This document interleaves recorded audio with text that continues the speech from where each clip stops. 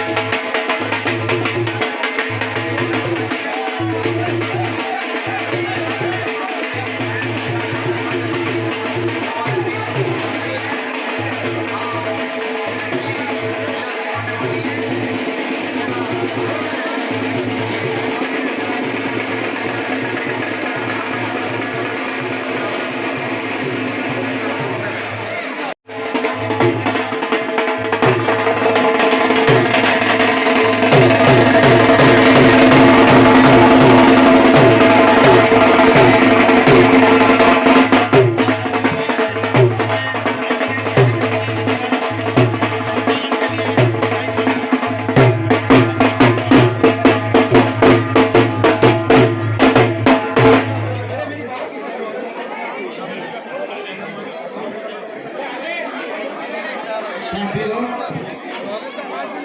आपके बीच में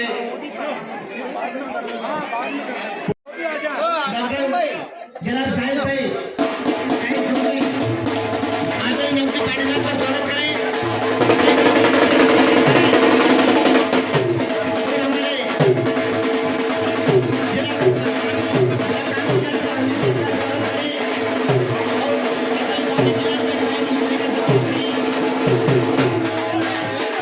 और हमारे बच्चे साइड हो जाओ।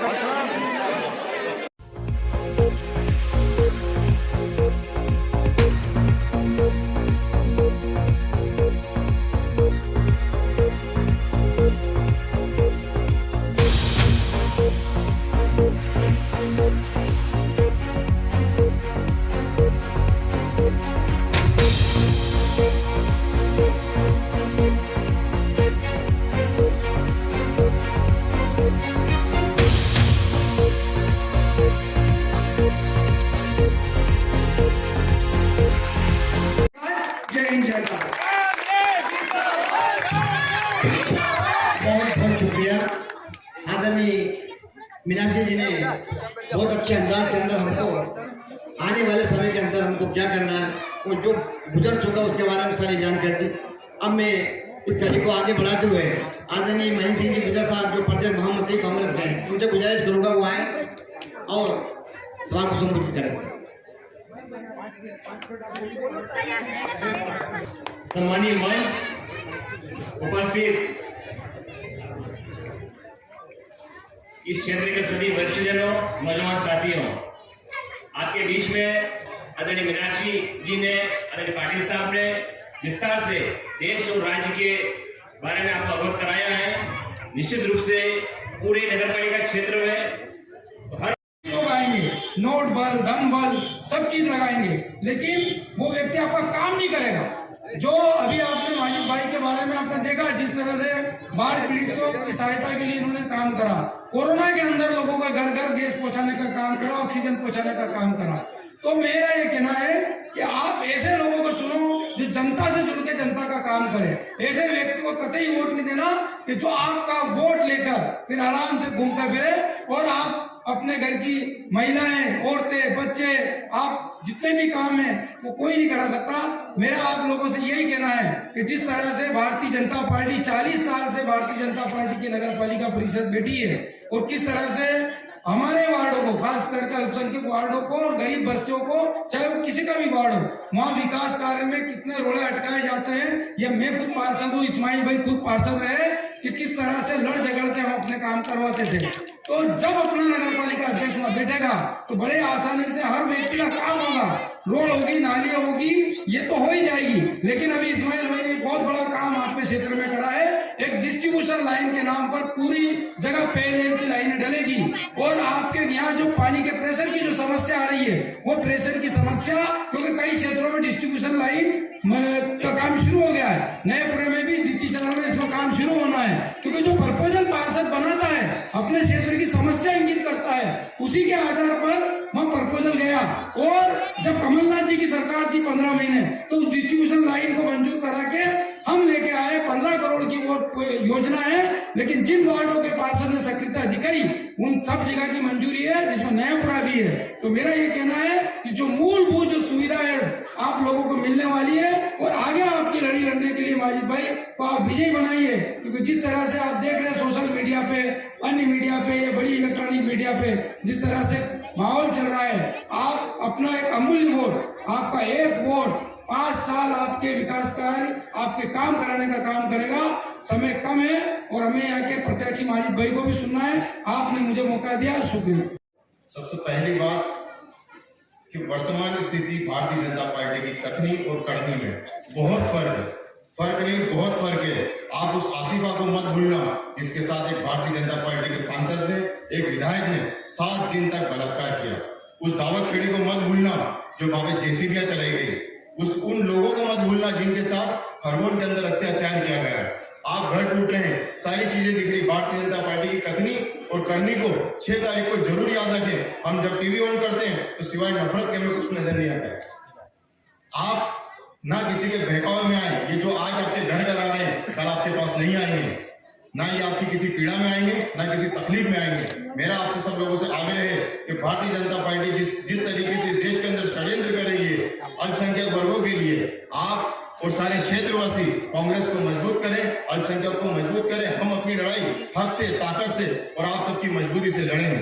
बस मेरा आप सब लोगों से निवेदन है कि आप मुझे 6 तारीख के दिन, और कांग्रेस मैं आपके घर पे आ रहा हूँ, मेरा आपसे वादा है कि मैं आपकी समस्या, आपकी परेशानी सुनने के लिए हर रोज आपके घर पे आऊंगा। हर हफ्ते एक मीटिंग उस एरिया की रखूंगा और हर महीने इस पूरे वार्ड की सम्मिलित रूप से एक मीटिंग रखी जाएगी जो अपनी आवाज को, अपनी लड़ाई को सम्मिलित रूप से लड़ सके। तमाम भाइयों और साथियों, मेरा आपसे बस यही आग्रह है कि मुझे मजबूत करें, कांग्रेस को मजबूत करें। जय हिंद, जय भारत, जय हिंदुस्तान।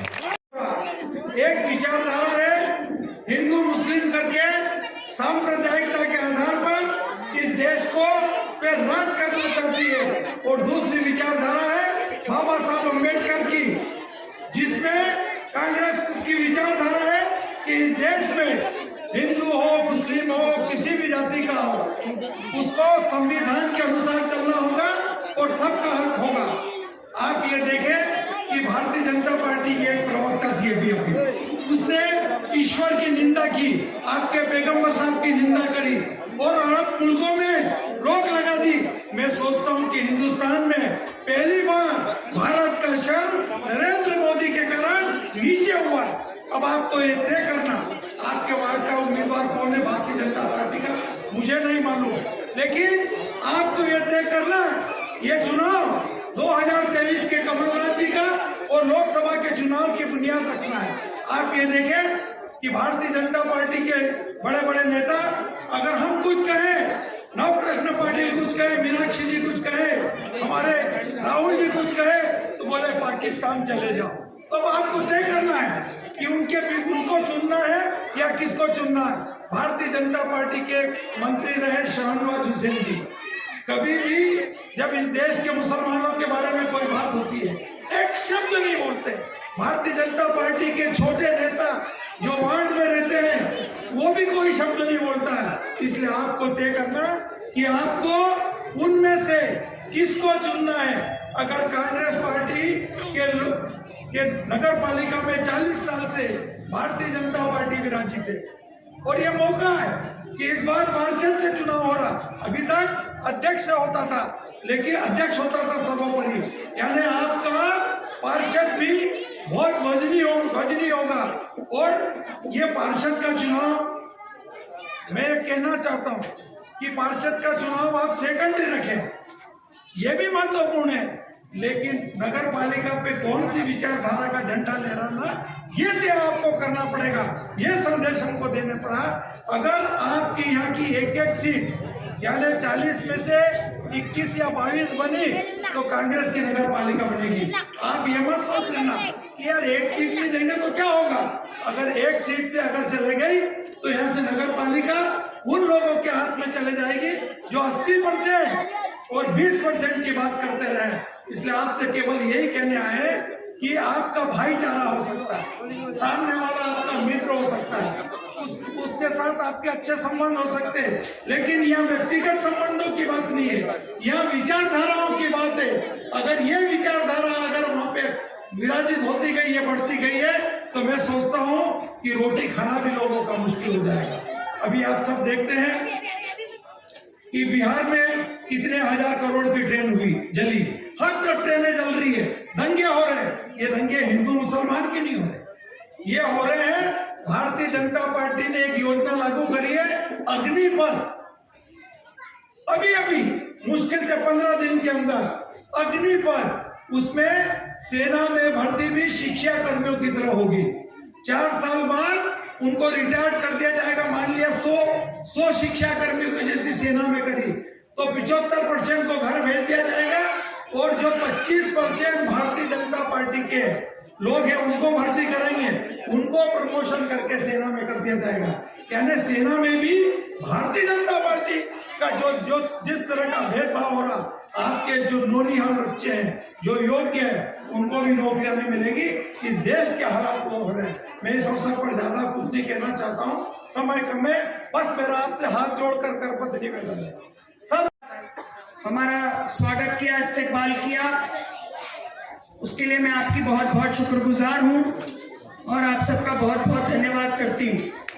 हमारे सामने चुनाव है और मैं आपसे केवल 2 ही बात कहना चाहती हूँ। पहली बात ये कि जब हम तरक्की की बात करते हैं तो बिना अमन चैन के कभी तरक्की नहीं हो सकती। और वर्तमान में जो केंद्र में सरकार है, प्रदेश में सरकार है, उनकी निगाह देश में तरक्की करने की नहीं है। हम देखते हैं कि हर दिन किसी न किसी तरह से गरीबों से उनका अधिकार लिया जाता है। पहले किसानों के 3 कानून बने, वो उन्हें वापस लेने पड़े। अब नौजवानों के रोजगार के लिए इन्होंने जो वायदे किए थे, ऐसा लोगों को सैनिक के रूप में भर्ती करने की स्कीम वो लेकर तो आए, लेकिन दादाजी और पिताजी से पहले लड़का रिटायर हो जाएगा 22 साल की उम्र में।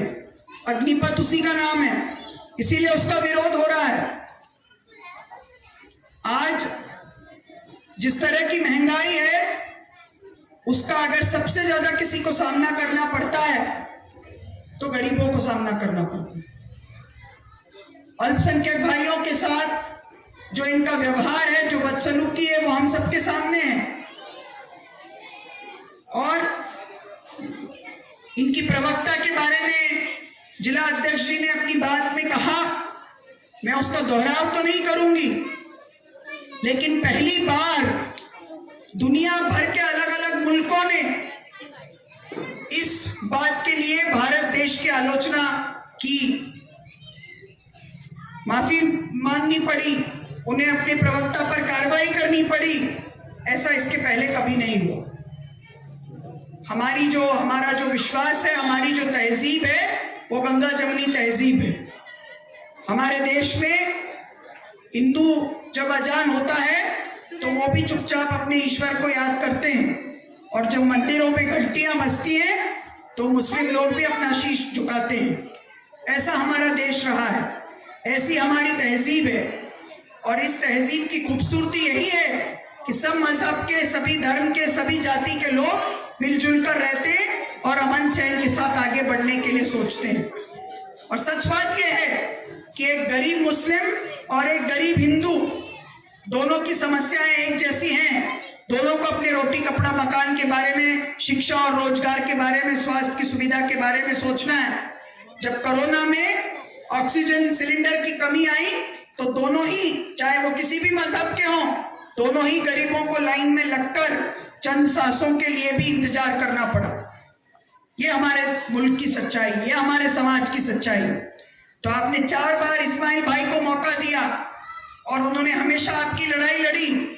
इसलिए आपसे अनुरोध है, हम सबका अनुरोध है, माजिद भाई को आप मौका देंगे, वो अकेले नहीं होंगे। परिषद के अंदर वो आपके क्षेत्रवासियों की लड़ाई लड़ेंगे, परिषद के बाहर पूरी कांग्रेस पार्टी उनके साथ कंधे से कंधा मिलाकर आपके क्षेत्र के लिए लड़ाई लड़ेगी। हर एक पार्षद का इस बार जीतना जरूरी है, ताकि जो 40 साल से नगर पालिका पर उनका बहुमत है उसको हम पलट सके। अनीफ भाई को तो बहुत छोटा समय मिला, लेकिन अगर कांग्रेस को अपने बहुमत का नगर पालिका का अध्यक्ष स्थापित करना है तो उसके लिए आप सबका वोट बहुत जरूरी है।